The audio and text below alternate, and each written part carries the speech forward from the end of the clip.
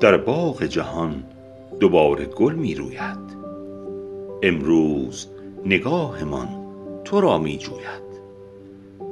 دل نغمه ز دیدار تو را دارد دوست. هر گل نفسش عطر تو را می بوید. با خنده می آیی و لب خندانت غم را ز دل اهل قلم می شوید. ای کهنه رفیق نغمه و ساز و قلم، میلاد تو آمده دلم غزل می گوید. وافی ای جان دل دلداران، بودنت عشق ماندنت عشق. آمدی تا با نوای دلنشینت عشق را معنا کنی. عرض ادب و سلام دارم خدمت استاد وافی عزیز. آقا تولدتون مبارک، سایتون مستدام.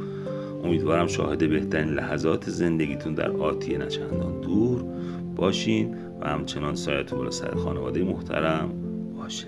سپاسگزارم.